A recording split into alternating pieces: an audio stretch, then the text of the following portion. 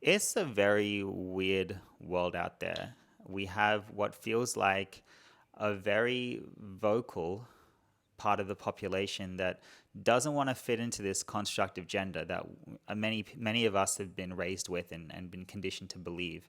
And here's the thing: I think the human experience can't really be defined. It is different for every single person, and they all deserve to be loved, and they all deserve love.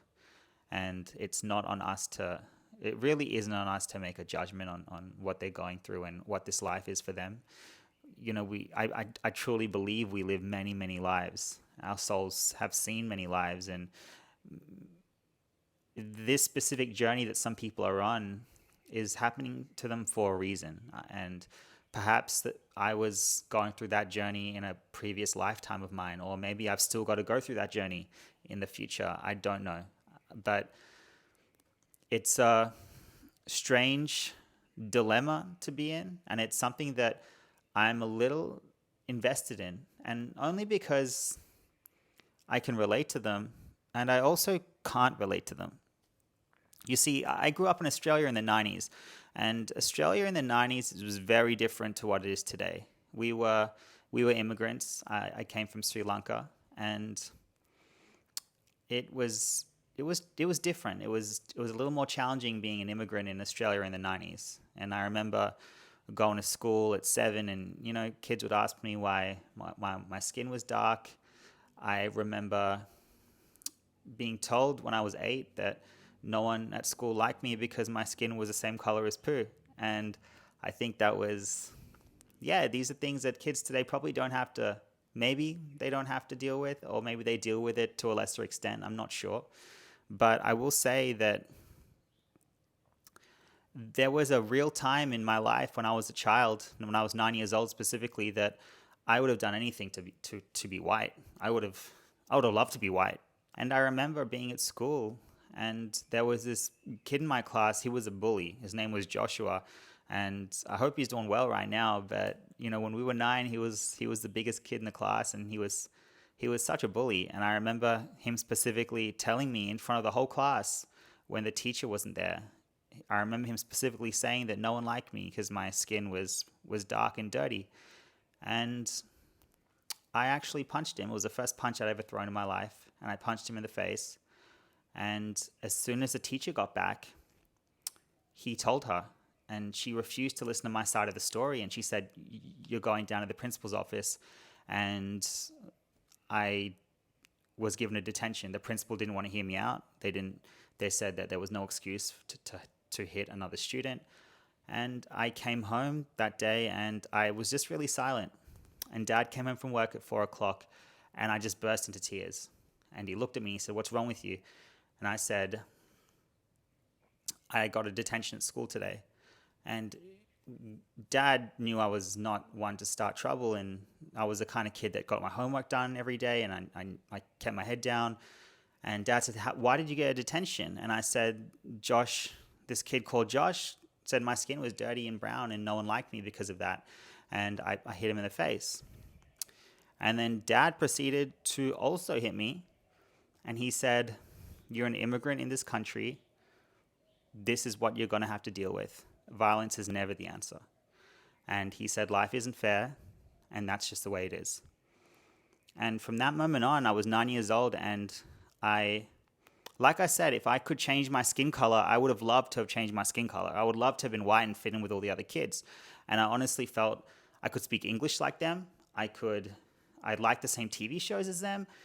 I liked the same food as them. I identified as an Australian. I identified as a white Australian. I could speak English better than my own language. And because of Bible studies, I knew more about Christianity than I knew about Hinduism at the time. So for all intents and purposes, in my head, I believed I was white.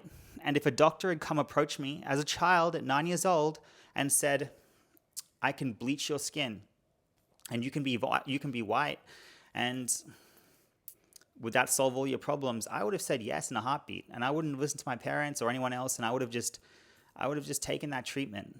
And I am so grateful that that never happened. And I can say now that it probably doesn't feel that different, for a lot of people that don't feel like their gender. I think a lot of young women might want to hang out with the boys and play football and cricket and whatever the boys play. And we had tomboys growing up in school that were girls that liked playing boy sports or playing with the boys, but they all grew up to be women. I don't know, something shifted, right? And my problem here is this. If I had bleached my skin and chosen to identify as white, I wouldn't be white still. Let's be very clear. I would have been a Sri Lankan immigrant who had lighter skin. Maybe white skin, but I still wouldn't be white. I'm still a Sri Lankan, right? And I'm going to show you this diagram I made. It took me a while to animate, so I hope you guys like it. But here's me, this little red dot. If I had gotten my skin bleached, I might be able to convince a few people in my inside circle that I'm white and go, hey, you must address me as white. You cannot say I'm Sri Lankan, I'm Australian. You must address me as white. But unfortunately, the world is so big and there are so many people and so many bigots and people with such strong opinions that there will always be people at the back that will never conform or will never use your pronouns or who will never refer to me as white. They would have still said I'm an immigrant. And even though I've convinced a small group of people to play along with my reality and my experience, I will inevitably run into someone who will not play along. And that's going to upset me. And we see this all the time on social media. There are people who are upset when we don't use their pronouns or we don't agree that they are a woman or they are a man. And no matter what, control is the ultimate illusion. We have no control. So there's no point, even as a trans person, trying to convince people that you are the gender you want to be. Some people will look at you and they will not want to call you by your pronouns. And at the end of the day, it's just you drinking the poison.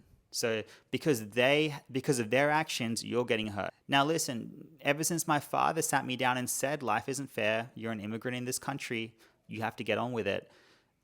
You realize that, yes, life isn't fair. And the moment you realize that is the moment you start empowering yourself to make your life better. And even as a child, it took me a while, but as soon as I realized what my dad said, my life immediately became better. I started to own my skin color, I started to own my culture, and I started to be proud of who I am. And that's part of doing the work as a human, right? If I'm being really honest, we choose everything when we're born. If we're going to a very deep level, we choose everything when we're born. We choose our name, our parents, we choose our skin color. We choose this human experience before we're even born. Our soul chooses this for us. This human experience is here for a reason. There are lessons for all of us to learn in our specific human experiences in this lifetime. So the best thing to do is to come to terms with the external. Remember, your internal reflects your external. You don't change your external to reflect your internal. It doesn't work like that because we don't have the control to change all the external. We might be able to change a few things. Maybe you love pink. Let's just say you're someone that only likes pink and you refuse to appreciate the other colors. You could make your room pink. You could make even your house pink. You could make your clothes pink. And you could even make your car pink. But at some point, you're going to have to go outside and the grass is going to be green and the sky is going to be blue and you're going to be disappointed. So you could live in that reality where you're bound at some point, you're going to be disappointed because the illusion will slip. Or you can do the work internally and you can say, you know what, I like pink, but I also like the other colors. And that's what makes the world beautiful, all the colors. And once you do that, it doesn't matter what the outside world has because you've done the work, right? So even with brown skin, it's not a dissimilar journey. I essentially, in my early teens, started becoming really proud of who I was. I started loving my culture. I loved the language my parents spoke. I loved that I could speak that language around my parents in public and only they would understand me. And that was a really cool thing that, not a lot of people would experience, it being an only English-speaking person in an English-speaking country. And I just started appreciating just the beauty in myself and my journey and my human experience being this person is actually pretty cool, and it's something that I don't take for granted anymore. I'm very, very grateful for. Now, if you take a look here, I'm this green dot, and I have come to terms with who I am, and I've accepted that this is me. And no matter what anyone else can say, it doesn't affect me because I'm already at peace with who I am. I've realized that I don't have control over the external. I can only agree with who I am. And that empowers me. It gives me a power that no one can take away and no one can offend me. It doesn't matter what anyone else refers to me as or what other people think of me. I've come to terms with who I am. And because I have done the work internally, the external is irrelevant. I've got people that are close to me that know I'm Australian, that know I grew up in Australia and I'm just as Australian as the next person. And I'll see someone on the street that'll call me a racist term, and they have done so in the last 5 years. And it doesn't bother me because what they call me is no reflection on what I am or how I feel. And once you empower yourself to believe that, when someone calls you a derogatory term or refuses to respect you, that's a them issue. It's not a you issue.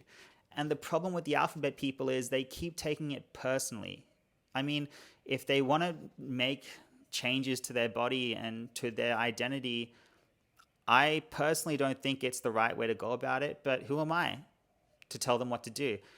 If they want to make those changes and expect everyone else to play along, they're going to be disappointed. And that's why I can't relate to them, because if I was in a predicament where I felt like I wanted to be a different person and I was in this predicament, I would do the work internally. I understand that being a man and a woman are vastly different experiences. Being a woman and a man may not be equal, but they are equal of value. And that means that not one gender is more important than the other. They both serve vastly different purposes in a relationship, in biology, in reproduction, but they're both amazing experiences. Being a woman for a lifetime would be a phenomenal experience. Being a man for a lifetime would also be a very phenomenal experience. And once you come to terms with, these are the cards you're dealt, and you can still live an amazing life with these cards. It doesn't matter what you're dealt. Like I said, the human experience is so unique to everyone. It's not on us to tell someone how to experience it. And it's not on me to tell an LGBT person how to live their life. But if they're sitting around waiting for the rest of the world to comply, they're going to be waiting a very long time.